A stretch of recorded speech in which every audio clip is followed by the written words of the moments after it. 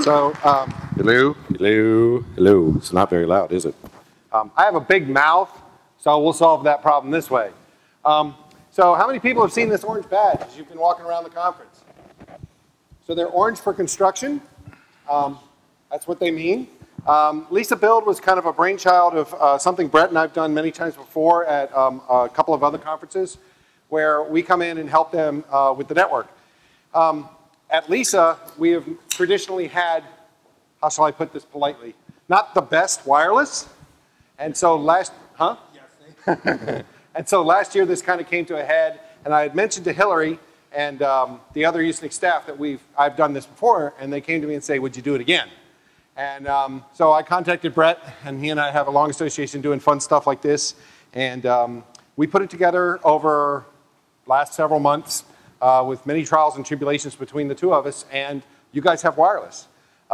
It was really a whole lot of fun to do. This motley crew of orange badges you see up here, except for one who I am now going to bless him with an orange badge. As he absolutely deserves it.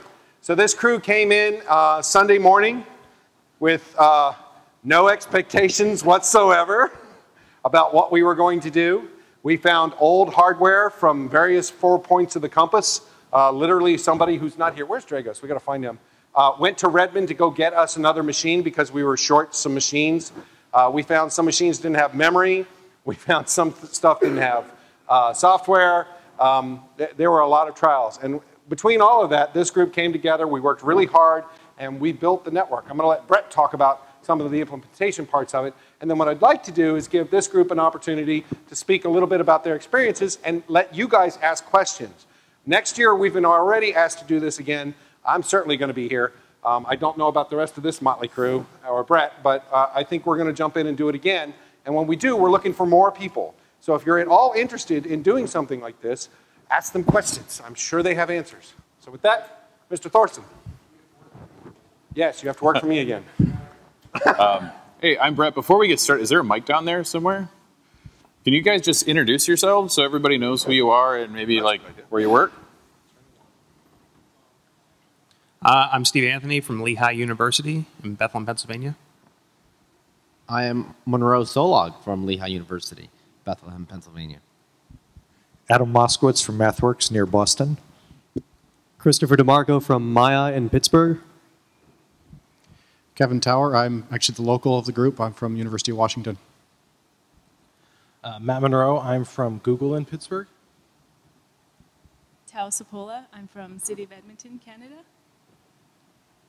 Justin Shattuck, F5 Networks in San Jose. Richard Dakin, Crew, Orlando, Florida. Cool. So I'm Brett. We've actually done this quite a bit before, and like I said, I used to work for the IETF, so I used to go around to their meetings 3 times a year and set up basically networks like this. I'm going to kind of give you the background on a little bit of what it takes. So if you ever find yourself in a spot like we are, you have a little bit of knowledge on what you need to plan ahead for. Mostly it's cash. Back in 2000, it used to be pretty easy to come into a hotel and say, could you turn off your 2 APs over the lobby and bar, and we're going to come in with 30. And they would be like, yeah, sure, great. Now it's a major revenue source for them. This hotel gives it away for free in the lobbies, so they don't really mind. But there are still hotels that it's a big revenue generator for them. So coming in and saying, we need you to shut that off for a week, yeah, they're usually not too thrilled. At least with the IETF, I don't know about this group, and ShmooCon, we can usually say your bar is going to quadruple in profit. So you really want good Wi-Fi down there. In Minneapolis, we actually put an array on top of the hotel and shot it to a bar 2 blocks down the street, and that bar was packed every day, and people were sitting by the window with their directional antennas. So this begins probably at least 3 or 4 months before the conference, and it all depends on how much bandwidth do you need, where are their access points, what is their physical plant. We've actually found more bad ports in this hotel than the hotel even knew about. So you're welcome. Luckily, this hotel was actually pretty cool. We got keys to their MDF, or actually their IDF, their intermediate distribution frame, so we can kind of go in there and patch as we want. There's a lot of hotels that rightly so, they won't let you go into their network closets and start jacking around. But after a couple of calls at 3 a.m., they'll usually give you the card. I'm going to go over just a little bit of what we've been doing, but honestly, this crew has been fantastic and phenomenal. At the ShmooCons that we do, we usually get people from just about every skill level, from I just got my laptop to, you know, I hack networks and know them inside and out. With this group, it was really cool because everyone had a much higher base level. It was, they already knew Linux or Windows, or they knew a lot of stuff. So honestly, props to you guys, because it was really great working with you.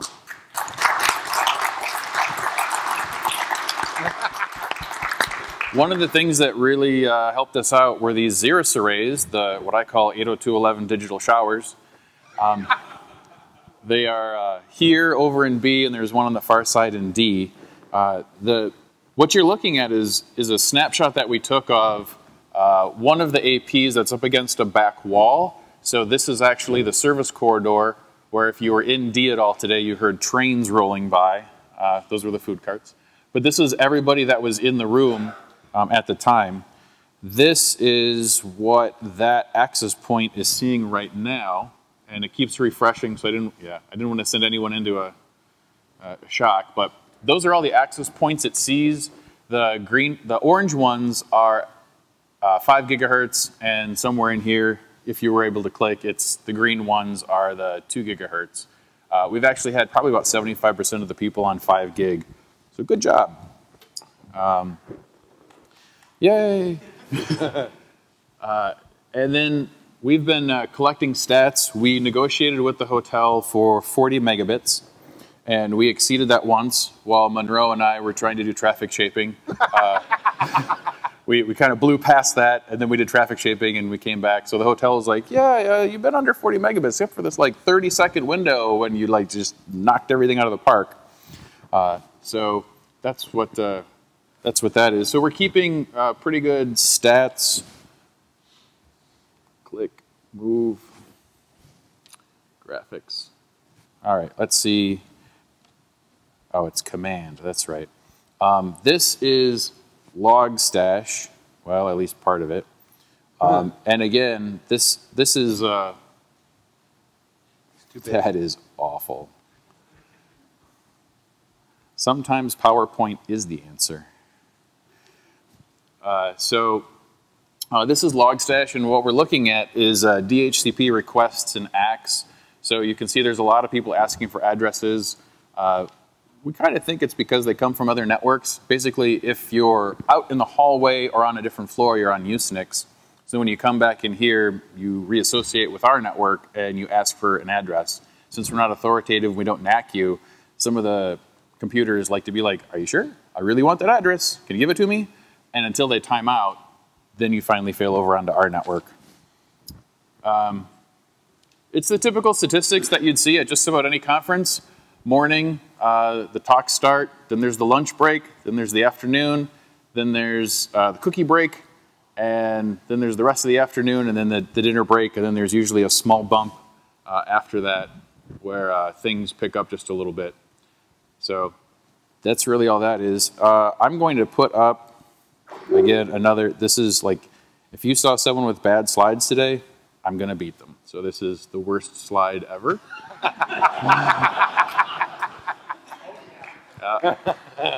So just when you thought death by PowerPoint, death by Notepad. So this is kind of all the stuff that we did. So traffic shaping, we used Firewall Builder to build our firewall and push it to IP tables. We're running 2 Linksys switches, which that is true. We had to use XP Professional, no service pack, so we could get to an IE7 so that we could admin the GUI.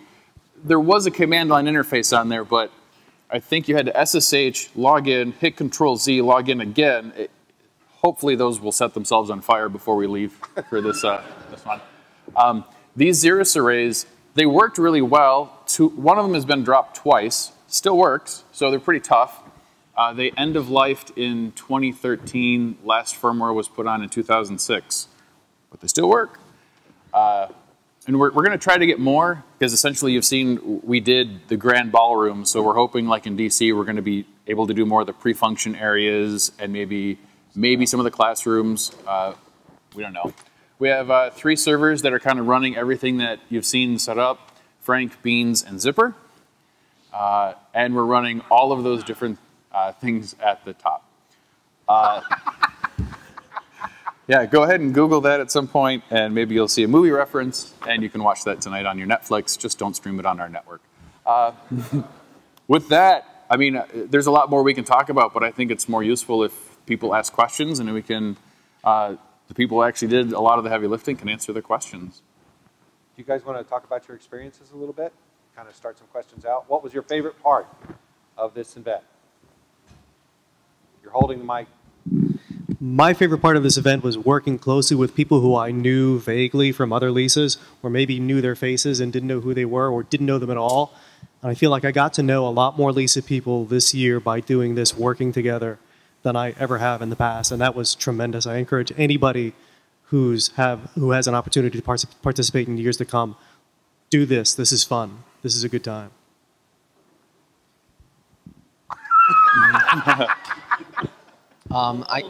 Eat the mic. Monroe, eat the mic. I guess the most interesting part for me was trying to figure out how to deploy a sane network with scarce resources. You know, in my world, we have money. We can buy, if we need something, we buy it and we deploy whatever. Here, we try to scrounge whatever we got and make it work. Yeah, I think Monroe has said to me on more than one occasion, when has poor funding been an excuse for poor network design? My favorite part of this, I think, was again, getting to meet all these people and having something to talk to with just about anyone I walked up to. I sort of got sucked into this by proximity. I came with Monroe, and I was in the build room quite a bit, and then Monroe said, hey, we need, it would be really cool if we had Elasticsearch, Logstash, Kibana stack to do some of this log analysis. And I said, well, I can do that. I did that at work, so how hard could it be to get running here? 2.5 days later of 8-hour days, it's working, so it wasn't that hard. That was one of the cooler things about this is when you're sitting in the build room and somebody walks in and I'm like, hi, welcome to build, this is our network, blah, blah, blah. And then they'll walk out, someone's like, do you know who that was? He wrote this book, she did this, it's like owner of that. And I'm like, oh, well, I guess I've met a famous person. So that's kind of cool. Kevin? Other than what they have already said, I think the most interesting thing for me was being able to do something that I haven't really done before. I'm mostly a systems guy, and this time I got a chance to do a little bit more work in networking, which I haven't done very much before. So it got me out of my rut a little bit of doing systems work and doing some more work in the networking arena. Sure. I would say for me, it's coming from an environment where I don't have to deal with any of this in a very long time. Just appreciation of how hard it is to get the physical stuff right. And day to day, like there's a lot of effort put inside just to get this to work. And when you got abstraction of all your monitors already set up, you just need to look at the graphs. It's so much easier than actually having to build that from the ground up. Finding XP was not the funnest part of doing this. Yeah, you're just lucky I had an ISO sitting around. I think my favorite part of this was just the positive sort of attitude with everybody. Oh, you haven't done this before? Let's do it. Okay. Nobody ever said, I haven't done this before, I'm not going to do it.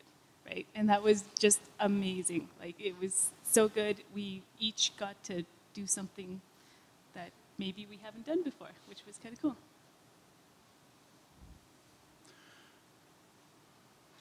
So my story about it was pretty interesting, actually, because I didn't know what I was getting myself into when I signed up for Build. I thought I would be coming and actually building something else. I guess I just didn't really understand.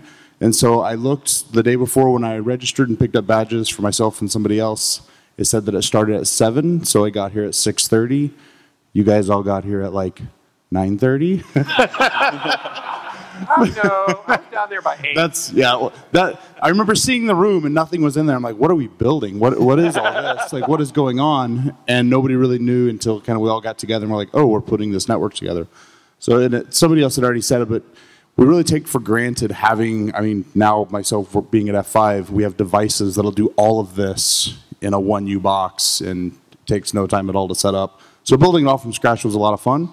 And learning about Firewall Builder and knowing that I never again have to write my IP tables or PF chains by hand is excellent. So it was a good time. I'd definitely encourage anybody else kind of interested in figuring out how to give back or help. This is a good way of doing so. Yeah, my most enjoyable part of the experience was meeting the people and working with them. I've been a field engineer and systems network engineer for 32 years, and I'm pretty burnt out and been thinking about leaving the business, but I've been encouraged this week. It's been like sysadmin therapy for me, sysadmin group therapy. And it's been like a geek camp, summer camp. So it's been fun. Cool. So when we say we started with nothing, we had what? Bins of cables, bins of power supplies. On Saturday, there were a couple people here early, and we set up a table in my room. And we were getting ready to install VMware on our VM server, and we opened it up, and it had no memory at all. And then we opened up the other box, and it had a bunch of SIMs in it. We're like, cool. And we look at them, and there was what, 2 4-gig SIMs and 2 1-gig SIMs. And they were DSIMs. And we tried, how many, I know I was doing it, and a couple other people, we were on the phone calling every single place we could find to find RD SIMs. Nobody had them. It's quite an interesting event, and it's somewhat by design. When we've done this before, we designed it so that we don't have anything to start with. It was actually, we were walking somewhere the other day, and somebody made the comment, you know, we should keep all our hard drives and all our configurations, so next year we don't have to do it again. You know. The whole point of the project is to kind of start from scratch and work up. And the corollary to that is by the time you get done, you're like, oh my gosh, this network, I can't believe it's still running. We should scrap all of this and start over next year. And do it differently. Yeah. We try different operating systems. We eventually, I think, settled on Cent. What was that? No, we blew that away. There was a quiet revolution one night. Oh, there was a quiet revolution one night, apparently. We accidentally rebooted the firewall one day, and one night while we were out at dinner, we just get a little text, all the power went out. So we're like, guess we tested our reboot scenario. As we're doing the work, you're really having to, I mean, we've all probably edited DNS files. How many people have set one up from scratch again? We were diving for configuration on building boot P servers because some of the machines were so old we couldn't get them to boot off a USB stick. Nobody brought CD media. Oops. I mean, it's little things like that it's both a bad thing that you get in that position, but it's a good thing because then everybody has to put it on their thinking caps and say, all right, how are we going to go around this problem? What can we do to solve it? And I mean, we had, in parallel, we had people trying to make, how many USB keys did we go through trying to get one to boot? And I think right about the time I got a boot P server up, one of the USB keys worked. So it was kind of fun putting it together, and it's designed to help people come together, right? I would dare say we would all go out and have beers together tonight and have a grand time. But it's also designed to help you learn to deal with stress in a situation like that, because believe me, there's some stress. As you're working through it, you have to solve problems. So, do you have a question? Can I jump up and ask questions? Is that all right? Yeah, absolutely. Yeah, please do. Absolutely. Perfect. Fire one ready. I have 2 questions. First off, this sounds really good, and I'm ready to be part of it next year. How do I do that? You should find a LISA build on the webpage for registration, and you just got to click on that and go through the. I actually didn't do that, which is why I have a handwritten badge. Yeah, I'm kind of an extra person here. But yeah, it was a little bit hard to find this year because again, it was our first year, and they weren't really sure how to promote it. We weren't really sure how it was going to work. So I think for 2015, you will see the full force of Usenix. I was going to say propaganda, media behind it, so it should be easy for you to sign up. The second one for everybody sitting in the row, you kind of touched on this while doing the intros, but can you address if you've ever done any networking before, if this was a completely new experience for you? I come from a really small environment, So I've done networking. I have to do networking. But I've never done real networking. Like a VLAN, I've heard of those. They sound cool. Maybe one day I'll get to play with one. And then fast forward to Sunday where Branson is talking to the switches. I don't mean interacting with it, like R2D2 plugged into the switch and he's talking to the switch. Not happily either. it was something to see. And the IP is IP, right? I mean, I've done it enough that I can grok what's going on, but I didn't have the facility or the experience to do it myself. Now I sort of feel like I might. I mean, next year I would feel a lot more comfortable doing a lot more of the grotty networking than I would have felt comfortable doing and should have done on Saturday. I think we have the volunteer for the person doing the firewall next year just stood up. Well, actually, so one of the cool things about these scenarios is people will, like, if you do Logstash next year, I will, like, flip your chair over. Because that's the cool thing is what you do is, like, every year that this builds is the person who knows the most will do the least of that thing. Yes. And so, like, you know, like Dow said, I don't know how to do this. Okay, well, then you're assigned to it, and then I'm going to be back here. So as soon as you know, after you RTFM for 3, minutes or so, turn around, I'll give you a pointer, and you run. So that's exactly what it is. It's great. Good question. And we've got another. Hey. So I've done a couple of I always end up doing offsite builds because I run events for fun because I don't have enough to do as a systems engineer. And then they go, hey, our computers, we need some. And I'm just wondering, like, so you've mentioned, right, someone said, oh, thank God I had that ISO lying around, right? And you talked about, opening the box and being like, oh, there's no memory. Oh, okay, look at that. What do you keep? Like, I keep an old Cisco 2620 lying around, and I drag it out to every event because it's come in handy at every event. What do you keep lying around? What are you going to keep lying around for next year? What are you going to drag out the next time you have to do something? Well, just not the Cisco, or the Linksys switches. There's a base set of gear that, like, a conference like this will need. When I was doing IETF and some of the other ones, we'd usually get a sponsor. And that was one of the cool things is even in build, we'd have people come up and be like, so what are you using for a firewall? IP tables and firewall builder. Well, I work for a firewall company. Could we blah, blah, blah? So yeah, give me your card. I'm going to give it to Casey. Hi, Casey. She was our point person for Usenix. And so, we're going to coordinate with her so that these people can show up. Now, it's a little bit easier at a conference like this. For the smaller ones, you kind of need, well, first of all, the hotels are actually getting pretty good at having decent wireless when people out here don't have 5 devices in their pockets. But to do something like this, like, you either need a few of these Xeruses, which have 16 radios in them, 12 A's and 4 ABGs, and they just work. Otherwise, you do need kind of a plant and something to get them out of the way of the soggy humans. So power supplies, cabling, a computer to kind of manage it all.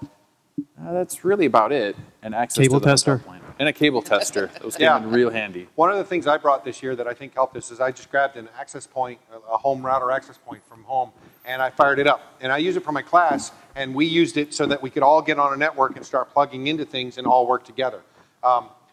Another thing that we have found historically is that's really great as long as you also have a route out to the internet off of it. So that can become a challenge. So you deal with those kinds of things. I personally packed a Mac Mini that with VMs on it so that we would have stuff, and it happened to have an XP ISO on it, which really saved our butts. But things like of that nature. I also brought and will probably leave one of the Cisco fire switches that we want to die in a fire. So does that help you? Yeah.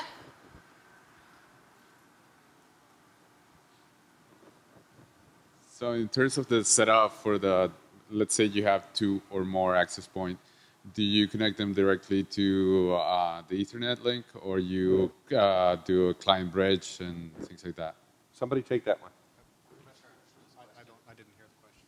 The question was, where do we connect the Ethernet? How do we connect up the Ethernet, and why do we do it for the Xeruses? early on, we made a decision to segment some of the Usernet, every network you're on, with the core services network. So all of these Xeruses are connected to one subnet, which then NATs out to the world through our firewall. Yeah. No, we're not doing like a... There's no Wi-Fi bridge. Yeah. No, it's all plugged back to the IDF. Yeah, if I had my druthers, the access point that's in B would be like in the middle of C, but there's no jacks there, so that's kind of where we live. Do you want to mention the problem we had to cross-patch? Yeah, so this hotel was actually really good at having, knowing where their jacks are. The one that we're going to next year, I've been in that hotel and said, where are your network jacks? And they're like, they're on the wall. Great. So this hotel was pretty cool in that they sent us maps. They're like, here's the jacks, here's the numbers, here's the IDF, here's where the APs are in the ceiling. So like they had a lot of that already figured out. So we could kind of plant and go. If you're going to do this, bring a network tester and a power, one of those Home Depot 3-pronged, your power is good thing. Those are 3 that are just, you need to have it. And assume that you will have Cat 5, Cat 6 runs over 100 meters, because sometimes they just do straight runs to wherever they need to go. Yeah. Does that answer your question? All right. Cool. I'm just curious what you had planned and what you didn't have planned. Did you spend the whole last year not getting any sleep, wondering what you were going to do when you showed up on Saturday? Or did you have some kind of plans in place that you then tried to follow as closely as possible when Saturday rolled around? So Branson spent the last whole year not getting any sleep for reasons that have nothing to do with the build. And partly as a result of that, there was nothing planned when we started on Sunday morning. It's a fair thing. I've had some personal issues over the last couple of weeks. And he came from where? Nepal. Yeah. Like, I was late because I got stuck in Istanbul after spending a week in Kathmandu. The fresh air here is awesome. Just as a little more detail, like we showed up Sunday morning and it was first like, well, what would people like to do? Then it was like, someone's like, well, what hardware do we have? And so the first starter was like, what hardware do we have? Then it was like, what operating systems for the machines? And it just was like, there was really nothing done. We didn't even know when we started what we had. That was like task number 1, is figure out what we could possibly do. And that's not, so where we've done this before, we walk in and you really don't know what you have until you walk in the door. We have a, Brett's really good, one of the things I love that he does is we have a huge Google spreadsheet with about 1 million tabs on it. And one of the tabs is equipment we have, and another tab is equipment you're going to bring. And so that kind of gets you set up and useful. But like I said, we had kind of depended on one of those boxes to be a VM server, and that didn't work out so well. So you kind of have to, you have what you have, and you can make some base plans on that, but you really don't know how it's going to work out till you get there. One thing we do somewhat plan, though, is like the VLANs. So we had a pretty good idea of the VLANs that we were going to use. We had already numbered them. We'd already gotten net blocks and stuff. And then when we got here, the local guy with the networking said, oh, by the way, we use VLAN 600. You can't. And so we had to adapt right at that moment. We had to go through and change stuff. We just did it. I mean, it's part of what you got to do. One of the other things that was in addition too is we have labs, and they came by at 9 o'clock last night and we're like, we need these static DNS entries, we need this route. We're like, okay. And then tomorrow we're going to have a VoIP call from the White House. And our network's a lot easier to modify than theirs. So we had to go out and get a static, and so that the White House can do a point-to-point, because they can't run Skype at the White House. So it's always changing. So we kind of plan for this, hope for that, and then we always go a little bit beyond that. Having done Wi-Fi in my office a couple of times and knowing some of the challenges of that, the main question I have is, how much testing did you have to do to find out where all the little dead spots are? Or do you even know where they are? You did that for us. Exactly. I actually was in a Google talk where they're like, we don't really, no, I was talking with a Google engineer, and they're like, we don't really do a whole lot of like forceful testing. People just use so much of it all the time, it just kind of weeds itself out. So yeah, we're usually on IRC and hearing people grumble, and a lot of the time it was like, wow, wireless sucked. Well, what SSID were you on? Usenix. Well, you should try Usenix-5. Hey, that's much better. Problem solved. So that's kind of it. We have had, like, back in, I think, ShmooCon and IETF and some of those, like, someone will kind of walk around with the air snort, or sometimes we've gotten the giant like $50,000 fluke tool to do it or something like that. But this one, it actually was pretty easy because we're in basically a long room with air walls that are pretty permeable. So one statement and then 2 questions. First off, guy from the University of Washington. I'm from WSU, and I would love to talk to you. Okay. So, thing number 1, what kind of traffic shaping are you doing? Nothing too fancy. We were given a 40 meg allotment from the hotel, but they're not enforcing anything. So use 40 meg and only use 40 meg, and if you use more, then it's on us. So we're just limiting basically to 40 meg. Actually 38 meg, just in case their math is fuzzy. Okay. We can use above 40 meg, but then the price goes up. So that's why we kept ourselves at 40 meg. And the price goes up. If you've ever seen an exponential graph.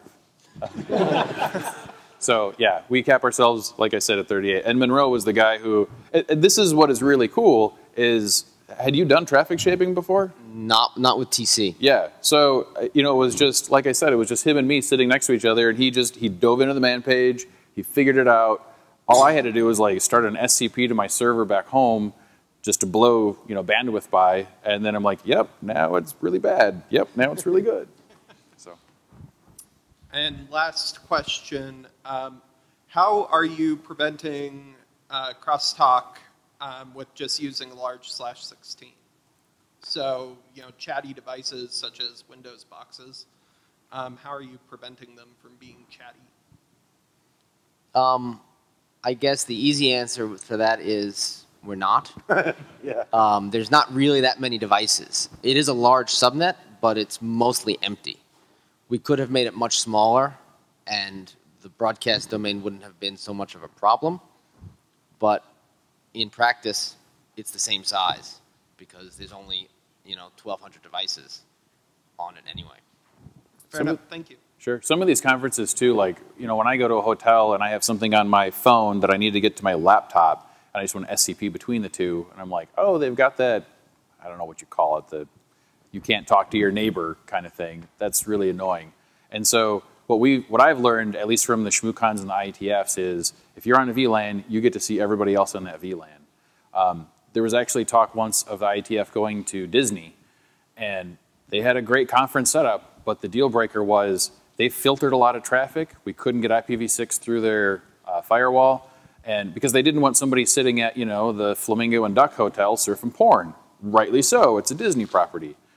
You can do that on our network, though I'm not encouraging that. One of the things is we try to keep it as open as possible. I would say this is probably a little bit more open than even ShmooCon, because at ShmooCon we have a network where we do 802.1x, so you have a little bit more security. We have the Wild West, where it's just kind of, we have an open network, and then we have the Wild West, where it's like, if you're on the Wild West network, you are there to do damage to someone else, and you are prepared for someone to do damage to you. So that's a fun network to watch. So I'm going to ask one more question of the panel here. Across the board, what's one thing you want to do differently next year? I'm going to drive with a trunk full of equipment. Steve? I'm going to register for Build. Oh, no. No, good. I'm going to be more like Adam and not answer questions. I think Adam's not going to sign up for Build. I think that was his answer. I'm going to bring a Windows XP install image.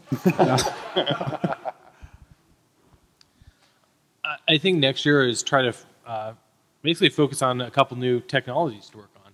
Pieces I didn't work on this year. I'd agree with most of the guys and just bring some equipment, bring some images. I'm not going to DC next year. The same for me, ditto. Does anybody else have any other questions they'd like to ask? How are we doing, Patrick? Still have a little bit, or what? 9 minutes. Show of hands, how many people would be interested in doing build next year? Yeah. We'd love it. We normally when we where go ahead loud. What's the difference? I haven't worked with NAGIOS and Kibana. That's like a security tools for me. But are they doing similar stuff? No, Kibana is a front end for data and that's coming from Logstash into Elasticsearch. NAGIOS is for monitoring. Yeah. Nagios is mostly for like alerting. Kibana is more like a data analytics and collection front end for Logstash. So all of our syslogs and that stuff is going into our what started off as one server, and then when that crashed became a cluster of 2 servers. And then we use Kibana to sort of visualize, search and visualize that data. Whereas Nagios is more like, hey, is this service running or did it die? Or hey, is my host down? Which you can kind of do with Kibana. There's certain outputs where you can say trigger a Nagios event if this event happens, but we're not doing any of that here. One of the things I love about these conferences is we were running Nagios, and then was it you who told me about Isinga?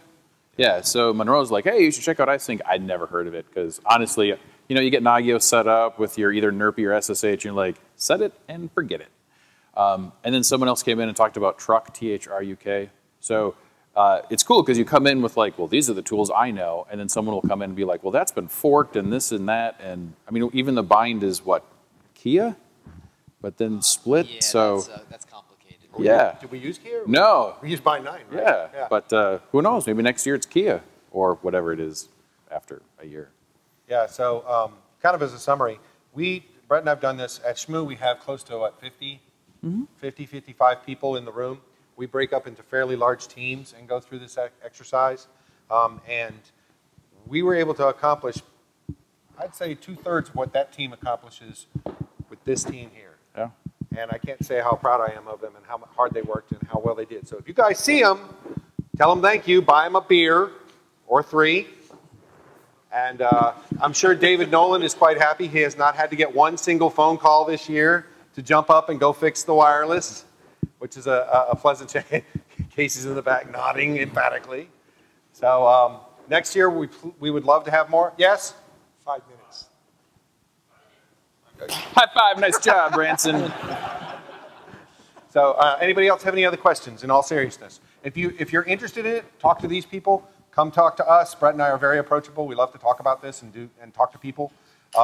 We'd love to have more people next year. We had a room. The room was almost, what, about this big, do you think? Maybe about half this size. And we normally fit those 50 people into a room about 1/3 this size. So that's also been a pleasant change. Yes?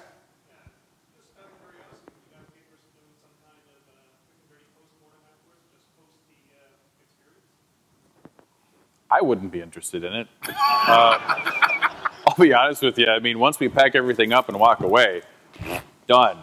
I kind of think the postmortem comes from, like, you learn the postmortem while you're in it. Yeah. And here's kind of the postmortem right here. Like, I don't think there's any secrets that we haven't told you. We accidentally set up an AP that kind of messed up someone, so we had an ICMP redirect, and then finally figured that one yeah. Can't put the same IP on 2 things, especially when it's a default gateway. So there you go. But yeah, it really is learning and coming into the build room. And I mean, you could just ask, like, what was the one thing that screwed you the hardest and that you figured out? Boom, there you go. And that's kind of your postmortem. But I'd say join build, and you too will not want to do a postmortem. Just to give some clarity, build is not just the first day you're there. So we do build to get it started and get it built. That was one thing all these people went, really? We get to play with this all week? Yeah. And that's what's happened. And not to play on the pun, we've had incremental build. They started out with one thing. We have the people from Utah State. They're in there thinking about doing their visualization with our data, all kinds of things. So it's kind of almost build plus lab as a growth. Did a lot of work with the lab guys. I expect that's gonna continue and coalesce, and we'll do even more next year. So if you're interested, come talk to us. I think that's all the time we have. Again, I can't thank these people enough, and I mean that from the bottom of my heart. Thank you, guys.